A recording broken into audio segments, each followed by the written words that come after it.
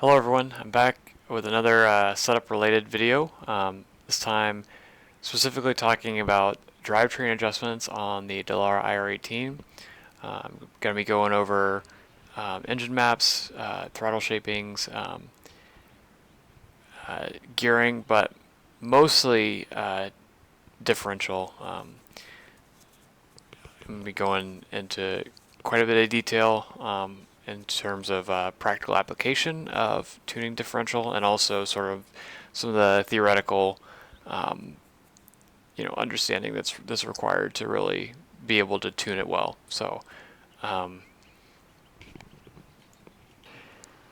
engine map stuff will be specific to the Dallara IR18, but gearing and differential will be, they can be universally applied to most cars with similar differentials, and yeah, any car where you can adjust the gearing. So first, I'll go over just the top bit. It's really quickly. So the turbo boost pressure adjustment is simply that's only for use at Indianapolis. So basically, for all super speedways, IndyCar runs a 1.3 bar plenum pressure, and then for road courses and short ovals they run 1.5 bar. Basically, more air is going into the engine, and obviously you match that with fuel and you make more power. It ends up being like 150 more horsepower on road courses and short ovals than super speedways, and they do that just to limit speed on the big ovals. But at one track, and that's Indy, you run the road course level boost in qualifying. So at Indy, you can toggle between the two depending on what you want to test. Yeah, that's really it. Just one note on that. Also, the other boost level that Indy cars run is 1.65, and that's on push to pass. So it's actually how push to pass works. Is the wastegates just close a little bit, and the ECU allows you to run a higher boost target for a certain amount of time, and yeah, you make about 70, 80 more horsepower or something like that. So yeah, it's pretty significant. Yeah. So the other parameter up here is engine maps. So for the IndyCar specifically, there's 5 different fuel mixtures. So 1, 2, 3, 4, and 5 are fuel mixtures. 1 being full rich, and 5 being the leanest setting. A richer fuel mixture gives you more power, but it's supposed to give you worse fuel economy. However,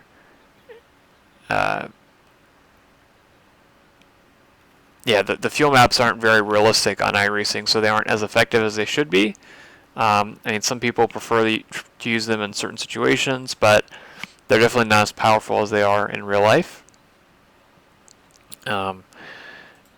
6 and 7 are the same power level at full throttle as map 1, but the throttle shaping is different.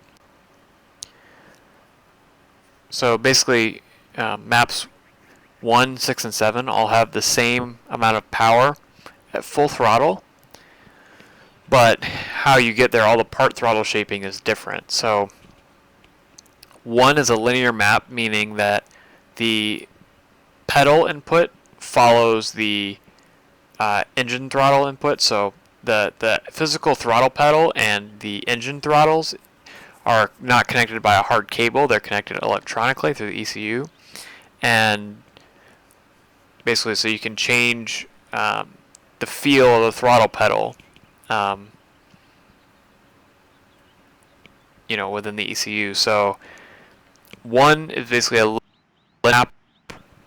Your power delivery is linear, basically 20% pedal is 20% engine throttle. Then, of course, your engine throttle doesn't give you a perfectly linear torque, but we're just going to assume that it's linear for now. Your map 6 gives you more more torque resolution at low pedal angles. So what that means is that 20% throttle pedal might be 15% engine throttle. So basically, in that gap now, so on map 1, right, 20% pedal travel was 20% engine pedal travel, or engine throttle travel, but now you have less engine throttle travel for that same amount of pedal, which basically means that you can more precisely tune in to the amount of torque that you want. And basically, the engine's going to respond slower at low pedal angles. So map 6 will help you on initial throttle application, and where you're just, or maybe it might help you if you're trying to have to add some maintenance throttle throughout the corner, just low pedal angles. It'll help you give you more resolution on that stuff. Map 7 is the opposite, so at 20% pedal, your engine throttles might be at 25 or 30. Obviously, we don't know the exact values, but that's sort of the shaping. So it gives you less resolution, but more responsiveness on the throttle pedal. So when you tip into the throttle, that first little bit, the engine's going to come in more aggressively. This is helpful in situations where you either feel like maybe the rear of the car is sluggish and you want sort of a band-aid to help make it more responsive on throttle. This wouldn't be the first thing I would go to, but this sort of could be a band-aid if it's a last-minute change, just to help maybe. The other thing map 7 will do is if you're in a high grip situation, like let's say your gears are long or track conditions are just very favorable, or you're at a track where just traction is not really a problem, then you can use map 7 just to get your power delivery down quicker.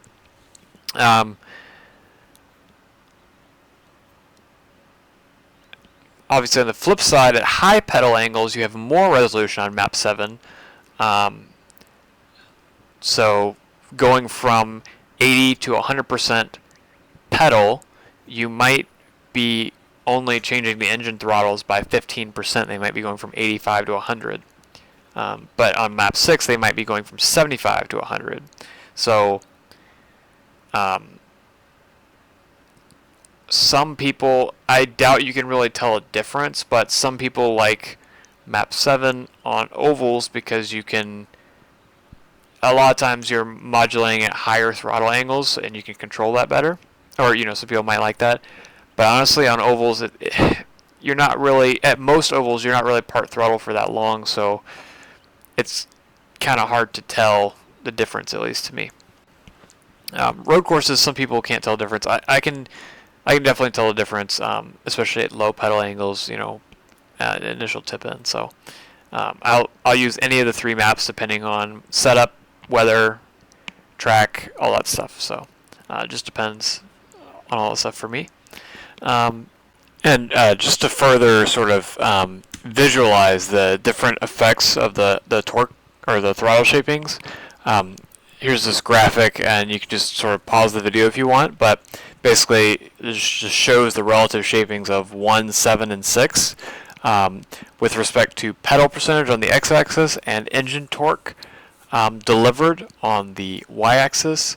As you can see, I think this is sort of a nice visualization showing that 7 has more resolution at high pedal percentages, 6 has more resolution at low, and 1 just sort of has constant resolution.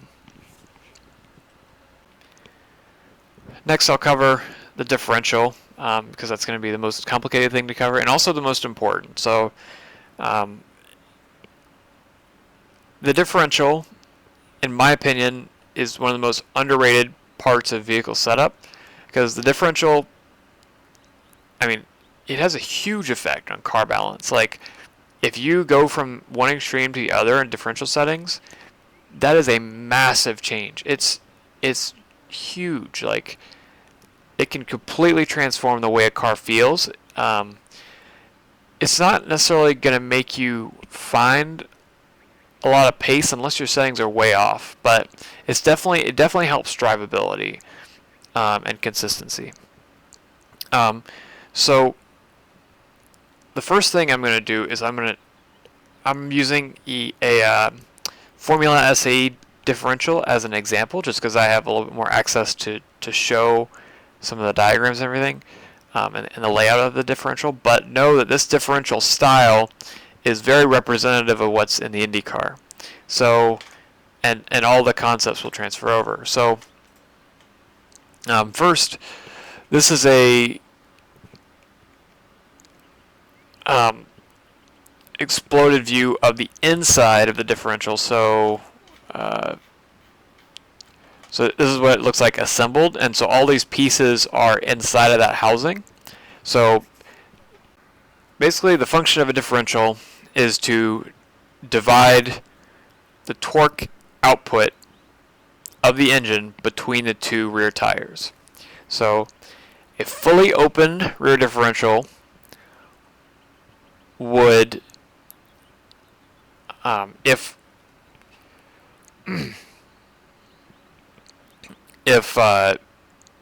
say one tire was on ice and one tire was on pavement, a fully open differential would send all the torque to the path of least resistance. So it would end up just spinning the tire on ice, and you wouldn't go anywhere, or you basically just stay in place with the one tire spinning. A locked differential in that same situation, a fully locked differential always sends 50% torque to each tire. So basically you would always continue moving, and you would want a locked differential in that situation where one tire has no grip.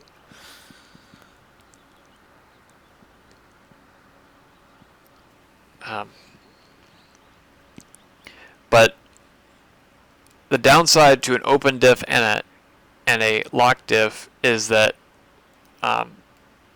you have no adjustability. So a fully locked diff, which a spool is one type of this. Basically, a spool is just a solid piece that connects the two half shafts on a car, and basically means that the two wheels always get the same torque input. And actually on ovals, the IndyCar runs a spool just because you don't really need any differentiation, and it has less drivetrain losses and less weight, so and less inertia in the drivetrain, a lot of things. So it ends up being an advantage on ovals. But an example of a car with a spool is a V8 supercar. So a V8 supercar, by its nature, has, so obviously two rear wheels are always locked together. By its nature, the V8 supercar will have understeer on entry to a corner, because the inside wheel, so when you're going around a corner, the outside wheel has to travel a longer distance than the inside wheel, right? Just that's the nature of going around a corner. But on corner entry, when you're entering a corner and you're sending the same torque output to the two wheels, meaning they're also going to spin the same speed, then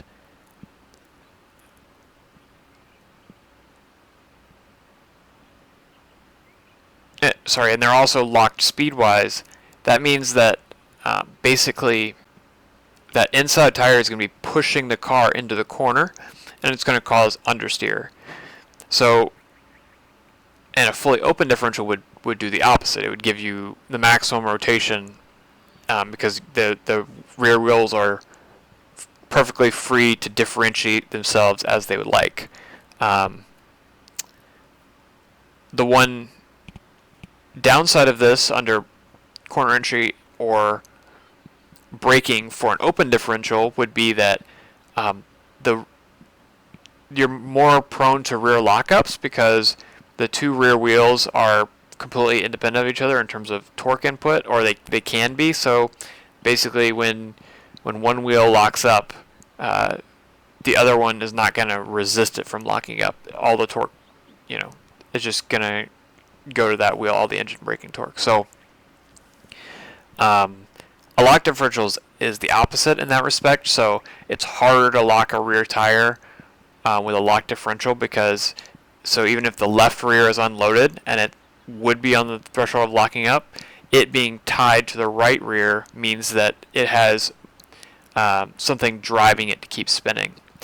This means normally if you lock up the rear on a completely locked differential car, you will probably lock up both tires or partially lock up both tires. So that's another thing to keep in mind. But yeah, so then on corner exit, we sort of get a more complex behavior. So well, first I'll go to the mid corner. Mid corner is sort of a,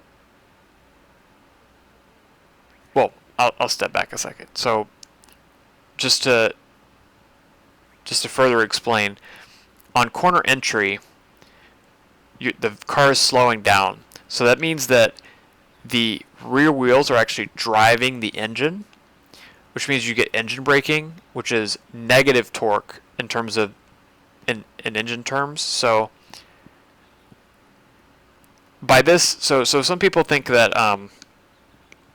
some people just think of engine torque as the maximum amount of torque that the engine puts out, but in reality, the torque that is going to the rear wheels is dependent on throttle position and engine speed and a host of other things, but let's just leave it at those two things for now. So if you're off throttle and the car is decelerating, the engine is actually outputting a negative torque because you're driving the engine with the rear wheels. If you're at 50% throttle, you might be putting out half of the engine's wide open throttle capacity at that RPM.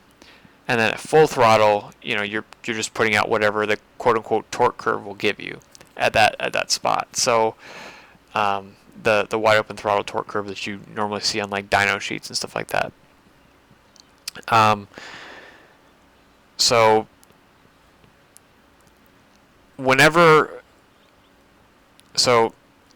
and basically within this, there's going to be, the faster you're decelerating, the more negative torque you're going to have. Negative torque is going to be applied to the coast ramp angles that I'm going to talk about in a minute. Then there's going to be mid-corner stuff, which is low torque, so it's not really that negative or positive. You're just sort of maintaining speed throughout the corner. And I'll talk about how that factors in a second. But then you have corner exit, which is your high positive torque area. That's going to be your drive ramp angles, and I'll sort of explain what the locked versus open does there. So I'll just briefly explain what a fully locked differential versus a fully open differential does on corner exit. So a fully locked differential, both wheels will always be receiving the same torque. So even though they're having to travel different distances, they're going to have to be the same speed and the same torque. So inevitably, this means you're going to have more wheel slip. Ideally, this will be a controlled wheel slip, but in general, it means that at least on corner exit, when you're on power, this means that you're going to get that wheel slip, and you're going to generally have more rear rotation, and this means you're just generally going to have a more oversteery condition. However, with a fully locked differential, let's say you're getting on throttle gradually, there's going to be a point where at low throttle angles, low torques, where you're not getting any wheel spin. The car is still going to be understeering because the inside tire at that point is just going to be pushing the car just like it does on corner entry. However, once you get to a certain threshold and the wheels start to slip, given a certain steering angle and everything, then all of a sudden you're going to have oversteer. So it can lead to a little snap oversteer situation there. The open differential is sort of the opposite, where mid corner and everything, it's going to be, if anything, it's going to be more oversteery. But once you start applying throttle, most of the torque is going to that inside wheel. So the inside wheel is just going to be pushing the car toward the exit of the corner, and the outside wheel is not really spinning or anything, it's going to be receiving a small percentage of the torque, and it's not going to be able to break free. So you're only going to have the inside wheel getting any additional wheel speed, and it's really just going to be pushing the car to the outside of the corner, and it's not going to provide really any rotation unless you get excessive wheel slip, and then you're basically just going to be at a point where you're not really putting any power to the ground because all of it's just spinning on the inside tire, and yeah, you're just not getting good traction, and the car might do unpredictable things. If either tire, normally the inside tire, like let's say you go over a curb and your inside tire is in the air, well, all of that torque is going to go to the tire that's in the air, and you're going to not get any propulsion. So, or your torque split can rapidly change between the two tires, right? Like, yeah, your torque split can just rapidly change between the two depending on grip levels, or if the car starts to get sideways. The tire that's loaded can shift, and so you might go from 20% torque being distributed to the outside tire and 80% to the inside, and it can suddenly shift to 40-60 or something like that. And you really have to sort of feel it to understand what it feels like. But a lot of people call it the one wheel peel. Like that's what people make fun of, like road cars that have an open differential. If you try to do a brake stand, just one tire will spin, and that's what it feels like when you're driving it. Just one tire will spin. A lock differential, normally you'll get both tires spinning, and that's sort of how you can tell if the diff is too locked or too open, is by if the wheel spin is happening on both tires or one tire. So even though I said that lock differentials will tend to oversteer more than open differentials, you can have too much oversteer being caused by an open differential that's just sending all the torque to the inside tire and spinning that tire up. So it's nuanced, and it depends on how the wheel spin is happening. So with all that being said, within the differential, so here's sort of the full assembly with ramp angles. So I was talking about positive torque and negative torque. So the drive direction shows the way that the differential will rotate under positive torque. So this pin in the differential is going to rotate, or is going to be, let's just imagine the pin is fixed and the differential is trying to rotate in the direction shown. Then the pin is going to be forced back into the 40-degree slopes. I'll show more detail on sort of how the slopes work, but basically the two sides of this hole have different angles, and so it'll cause different force distributions on either side. So the 40 degrees will be called your drive ramp angles, because that'll be the torque distribution on positive torque applications. In the opposite situation, where you're driving the engine with the wheels, basically the opposite will be happening. So the pin will be pushed up into the differential. So you'll get this 50-degree torque split. And then sort of when you're at low torque applications, like mid-corner, where you're just sort of balancing the car, and you're not really accelerating or decelerating, you're not really using either ramp angle significantly. So here's sort of a showing the force diagram. So basically, given a certain ramp angle, it actually shows the coast ramp angles and coast ramps in this case. A certain amount of force goes toward either side, or basically toward compressing the clutch packs and the friction discs. And basically, the more force that's going into the clutch packs and the friction discs, the more locked the differential will become. And yeah, that's basically what'll happen. The two sides are just more joined together, and there's more force. So and then obviously the steeper, the more the angle is parallel with this line, the more outward force you're going to get. So a 0-degree ramp angle would technically be a flat surface, and then a 90-degree ramp angle would technically be a vertical surface. So you would get no force going outward. So a 90-degree ramp angle would be fully open, and a 0-degree ramp angle would be fully locked. Obviously, neither one of those normally. Sometimes a 90-degree ramp angle exists, but most of the time on most cars you don't really get either one of those because that kind of defeats the whole purpose of a limited slip differential. But anyway, and I'll show in a minute what the adjustments you can make with the clutch packs to adjust this stuff. One thing I'll note is these disc springs out here. They, and in the case of this differential, other differentials you can add shims and stuff. Those are what are going to be used to adjust preload. You're going to either put in stiffer springs to add preload, or you're going to add more springs or shims to add preload, and then to remove preload, you're going to take out springs or go to softer springs. So I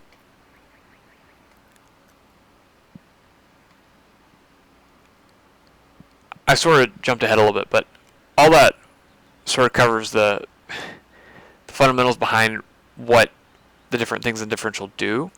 So with the IndyCar, you have 3 different adjustments. You have the number of clutch plates, the preload adjustment, and the ramp angles. So I'll show conceptually how all those affect the locking force here in a second, but just know that you have different fixed combinations of ramp angles between coast and power. You can adjust the preload on the differential, so that's those springs and shims and stuff like that, and you can adjust your clutch plates. So here's a nice graph. So the x-axis is the input torque. So think of the x-axis as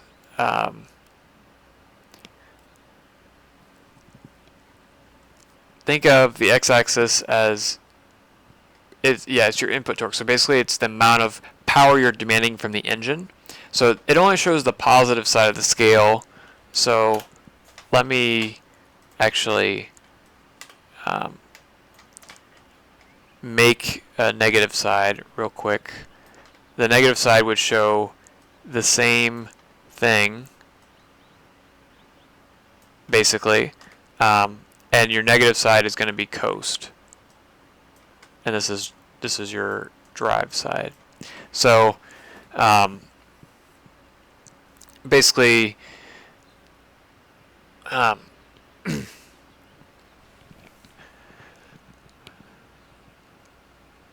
basically your ramp region is going to be anytime you're at high throttle application. So I'll say probably roughly 25% or above, you're really going to be in the ramp region, and that's going to be and basically changing ramp angles will change the slope of this line. So if you go to let's say that this is a 45-degree ramp angle. If you go to a 30 ramp angle, your slope is going to look more like this. Not like that.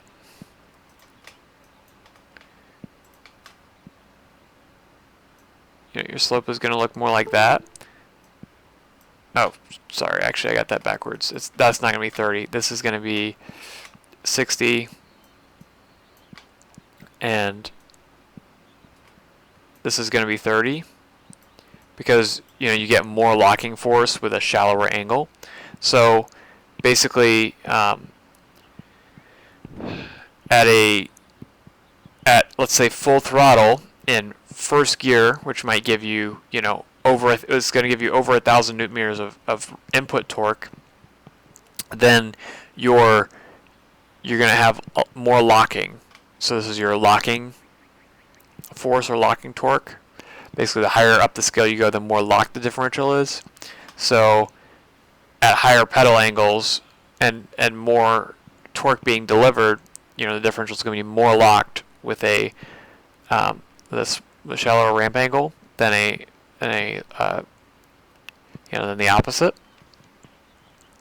Preload is going to shift you up and down here between 0 and 200. So if I go to positive 50 foot-pounds of preload, I'm going to be here on the scale, and this line, is going to join up like that instead. So the preload is going to basically just shift the part of the curve associated with low torque application. So it happens on both sides.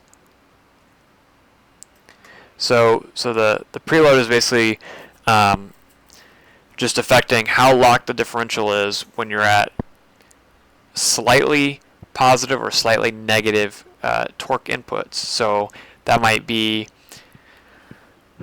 it depends on this particular situation and the gear and everything else, but it could be, let's say, 5% throttle to 15% throttle, or even 0% throttle if you're not braking, right? So that's the other thing. How much you're braking is going to shift where you are on this side of the curve, the coast curve. If you're full braking, then the engine's going to be driven more by the rear wheels. So you're going to be, and also if you're at higher engine speeds, then you're going to be further up this curve. If you're mid corner and you're just coasting, you might be here on the curve.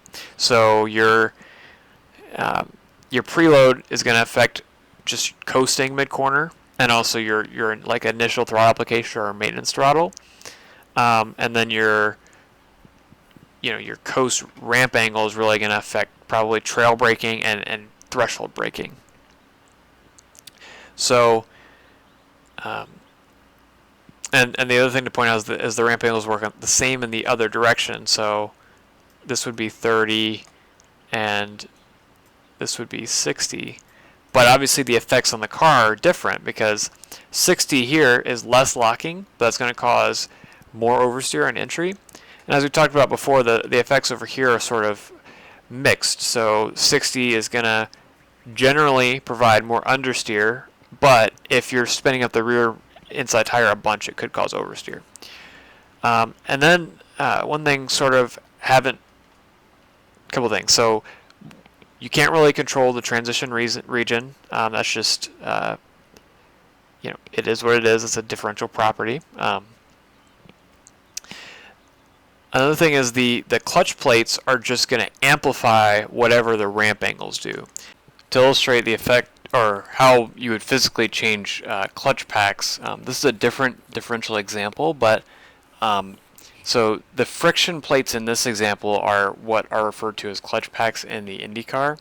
So basically what you would do is, this differential currently in the shown has 6 friction plates, 3 on each side, or 6 clutch packs effectively.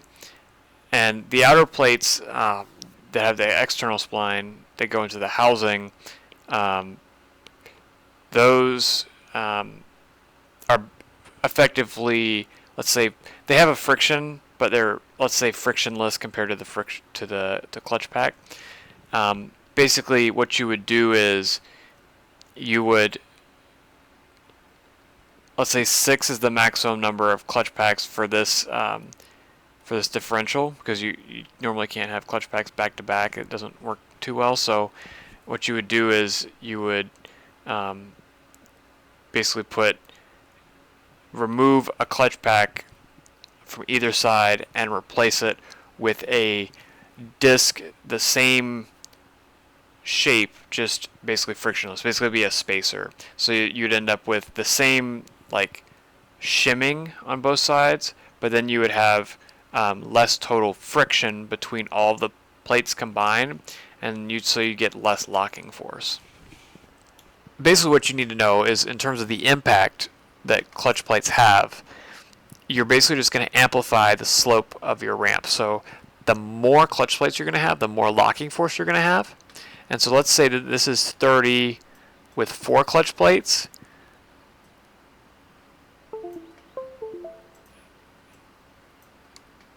Sorry, mouse did some weird things.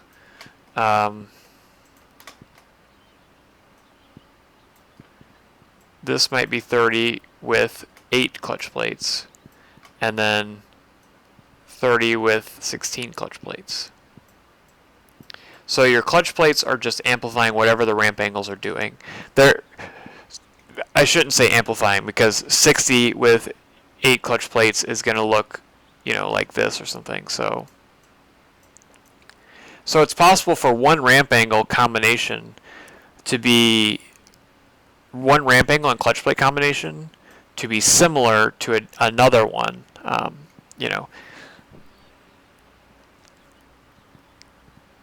Basically, that your clutch plates are just changing the slope in the ramp region. And I should say these lines I'm drawing are not perfect, because they're starting from here, and really your slope changes from the y-axis. So they're not perfect, but they definitely show the illustration.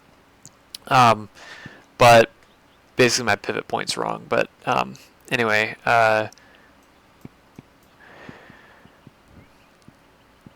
Yeah, so that is one thing to note, is you could potentially get similar characteristics with different clutch plates and ramp angle combinations. But, yeah, the same thing happens over here, that you get more locking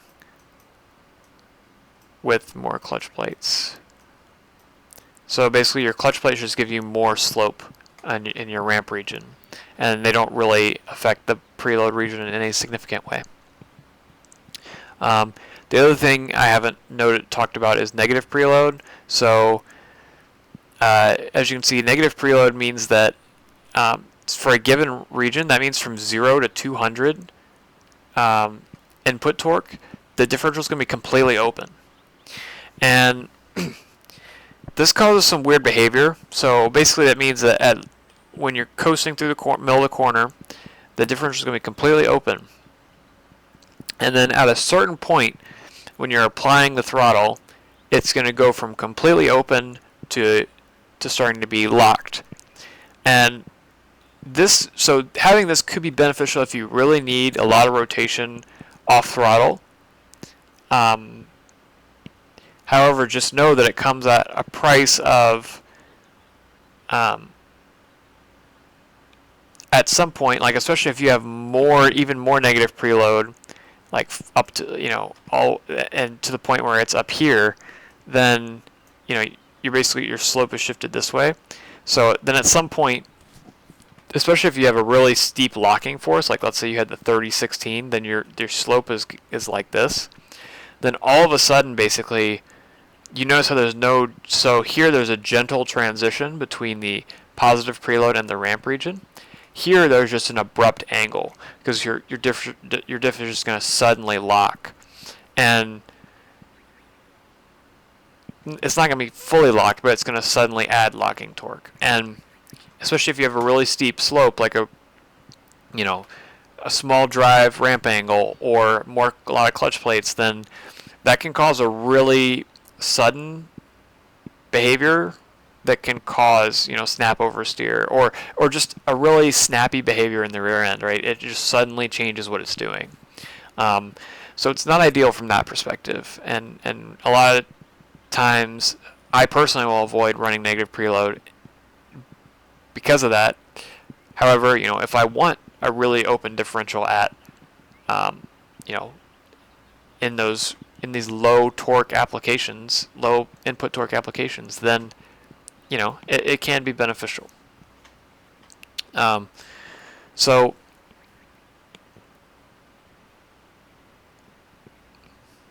basically, I'll sort of summarize how this all affects what's actually happening on the track really quickly. So your coast ramp angle is going to affect the car's balance on corner entry.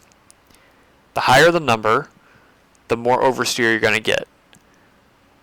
The more the car is going to want to turn into the corner. If I was tuning the differential, I always focus on getting, or tuning a car in general. You focus on getting corner entry best first. So with my ramp angles, typically I let the coast decide the coast sort of drive the initial direction I want to go in. If I have understeer on corner entry, then I'm going to try opening up the coast angle. If I have or reducing the number of clutch plates to also lower that slope, right? I'm going to either try reducing clutch plates, so the clutch plates can either be 8, 12, or 4, right? So I think I wrote 16, but either way, same thing. On the drawing, but yeah. So if I'm tuning differential, I'm going to start on the coast side and get the corner entry behavior as close to what I would like. But then obviously I might have to make some compromises. Like let's say I want an open coast on entry, but then because and I really like 75, but I don't like the on power option, then I'm going to have to probably compromise my coast angle to get the power option I want. Or let's say I was at let's say I like the other thing I can do, because I was talking about the thing before with the clutch plates scaling things up and down. Basically, you can use the clutch plates to get the relative amount of locking you want. So if I like the fact that 60 is a lot, I like the ratio between 60 and 30, but I want the diff to be even more locked in general, I can increase the clutch plates to lock it overall in the ramp region, right? Yeah, so then on throttle, you're just looking at what the car feels like. Are you spinning? Do you have a good balance? Are you spinning both tires? Are you only spinning one tire? And if you're not sure, then you can just try both directions and see what it feels like. Or you could look at telemetry and see what your wheel speeds are doing. Normally, I'm to the point where I can feel it. Like I can feel there's a pretty noticeable difference between spinning one tire and what that feels like. Sort of the wheel spin sort of comes on a little bit more suddenly, but when it happens, the car rotates less, so you just hear the RPMs rise, and you don't really feel the car rotating that much. You're just not really going anywhere. But when both rear tires are spinning, then you feel that rotation. And that's another symptom of a too locked differential is that you can get snap oversteer if you're too locked. So, and that's because when you're not getting wheel spin on a locked differential, then that inside tire is still, just like on corner entry, it's pushing you toward understeer. But as soon as you get rotation, or some wheel slip, controlled wheel slip or excessive wheel slip, then both rear tires will spin. So if you're having trouble managing between the two, then it's possible your differential's too locked, either on the ramp side, so at the higher throttle angle, or it could actually be too locked on the low throttle application side, where you're getting that pushy understeer to begin with. So actually, if I was experiencing that specific behavior where the car felt understeery on initial, sort of low throttle application, and then I got snap oversteer, and I had this particular configuration, the first thing I would do is I would try going down on preload to try to make the car rotate more on that low pedal angle. And then if I'm still getting snap oversteer, even when I go way down to say like 0 or something, 0 preload, then I'm going to start going up on my power ramp angle to make the car, just to put the power down more smoothly. But yeah, like I said, I'm gonna try to tune my coast angle first to get my corner entry behavior, and then from there I'm gonna start looking at what the car is doing mid corner and exit. Mid corner, I'm just gonna see what the balance is mid corner. If it feels like the car is getting pushed along, then I probably have too much preload. And if the car is just too free, like if I just want more rear stability mid-corner and I don't want to change springs or dampers or anything like that, I can add some positive preload to get that stability mid-corner. However, like I mentioned, it might give you stability under trail braking, and so positive preload will give you rear stability under trail braking, and it allow you to run a more rearward brake bias. So you might get more under trail braking. So you might get more braking potential out of the car, but you might have that snap oversteer feeling that I was talking about a second ago, where that inside tire is pushing the car on corner exit, and then all of a sudden once you get into the ramp region or on higher throttle outputs, once you start to get wheel spin, then the car could just sort of have a snap oversteer effect. So that's sort of what preload's going to feel like, and you're kind of tuning the preload for both sides of the equation. And then with this particular car, you obviously have to make the compromise between coast and power ramp angles. So I know it was probably a long-winded and complex explanation. So if you have questions on that, definitely feel free to reach out and ask me. There's also other good documentation online explaining it, but hopefully if you got something out of that, that's good. But yeah, I mean, differential is a complicated subject, and it's hard to really cover in a video. And personally, for me to learn it, I actually had to see a physical differential and take it apart and put it back together to really sort of start to understand how it works and what it does. But if you're having trouble understanding it, I would just try making drastic adjustments to each of the parameters, and with the little bit of understanding you have from my explanation or reading about it or whatever, you can start to piece together what it does.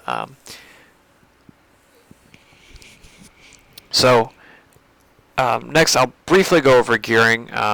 So I already covered oval gearing specifically in my oval setup video, and if you're interested in oval setups, I would definitely encourage you to watch that video. So on a road course, the gearing is a little bit more straightforward. In general, you want to have a sixth gear that you just barely top out in on the longest straight with push to pass and a draft or a draft. You don't want to make your sixth gear too long, because then in clean air, you'll be down on power, but you'll be out of the optimal RPM range. But you definitely want to have it such that you're not going to top out in sixth too much in draft and on push to pass. So it's kind of a balance. And then your first gear, at Watkins Glen specifically, obviously this is the background for this video, you probably won't use first gear at all, or if you do, you're going to have a really long first gear. So basically you would have to decide at Watkins Glen specifically whether you would just go use second through sixth on track and then not use first and only just have a shorter first for like restarts and the pits, and then use second for the slowest on track corner. But basically for most tracks, like let's say Road America, your first gear is you're just going to gear it for the slowest corner. You just want to make sure that you're not that you're in the power band on exit. So the power band for this car generally is you want to stay between 10,000 and 12,000. That's where you're going to be making good power.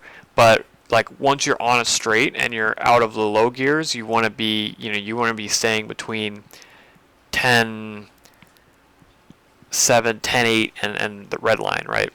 So you want to have gear drops. So when you shift from fourth to fifth, you want to be staying in that rev range. However, naturally when you're going through a corner, you're going to be at 7, 8, 9,000 RPM mid corner, because you don't want to be like at 10,000 mid corner, because then when you start accelerating, you're going to have to upshift right while you're still traction limited and right when you're still turning. And if you have to upshift during that phase, you can upset the car and spin. So you want to have ideally you want to have your gearing such that you're avoiding upshifts in that part of the corner. But then once you're going straight, once you have the car pointed straight or very close to straight, you're close or into the power band, and you're not bogging, right? So that's kind of the philosophy. Keep in mind that inevitably there are going to be corners on some tracks where you're going to be between gears, or basically there's some tracks where you just have such a variety in cornering speeds that there's inevitably going to be some corners that are between gears. Keep in mind the lower gear ratio that you take a corner in. So like let's say you take a corner in second instead of third, you're going to get more engine braking, so you're going to get more rotation off throttle, and you're also going to get more power delivery, so you're generally going to get more rotation on throttle. So basically a lower gear is just going to make the car rotate better. It's also going to make the car more unstable, and because the engine's more responsive, so it's going to be, when you're putting down the power, you're going to have to be a lot more careful to avoid wheel slip. So if you want stability, then typically you're going to want to take the higher gear. Also, because you might be avoiding that upshift while turning situation that I was talking about. And additionally, in that case, you might also have to be careful on the downshift, because you're probably going to have to downshift after you've already turned into the corner. And depending on the circumstance, that extra amount of engine braking, if you're already on the limit, could unsettle the rear of the car. So, that's one thing to think about with gearing. Basically, you want to have your gears such that you're avoiding shifting at awkward spots, like trail braking, and not necessarily trail braking with a lot of RPM, or upshifting. The main one is upshifting at an awkward spot. Because when you're downshifting, you can always delay the downshift to like mid corner, and some drivers like to do that. They like to just delay their downshifts to like after they're done braking, like when they're in the coast phase of the corner, or when they're at very low brake application. But yeah, the main thing is to avoid those awkward upshifts that are happening while you're trying to put the power down and still turning out of the corner. You're still traction limited. So yeah, basically your aim is to have the most is to stay in the power band, avoid those shifts, and then have good gear drops to where you're always in the power band on the straight.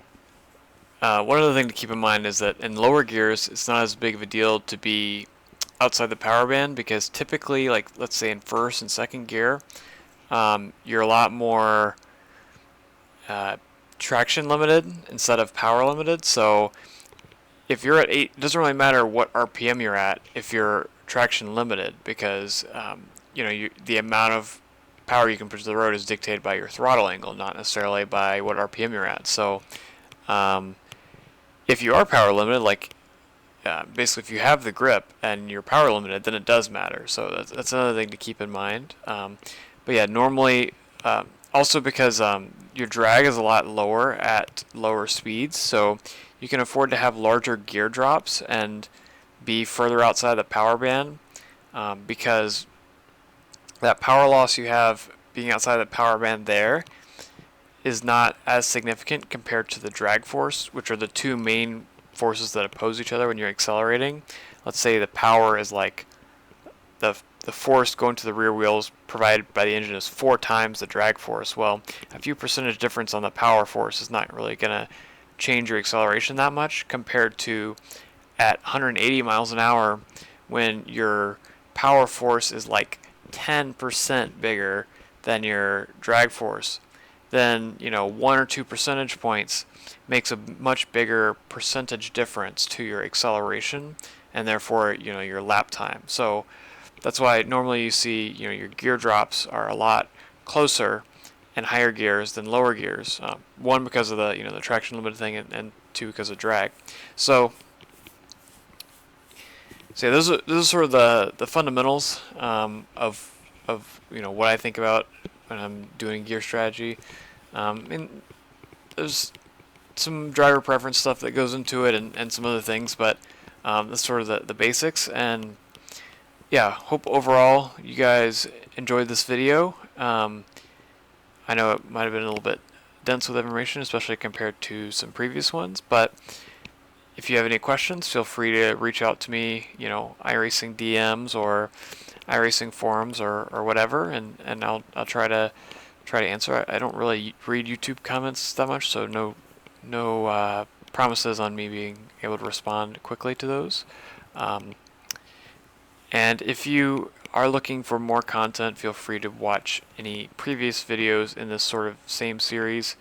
I did quite a few oval setup, basic setup stuff, and also a good one on driver feedback. So I would check those out if you haven't already. And yeah, let me know what other sort of videos you want me to make.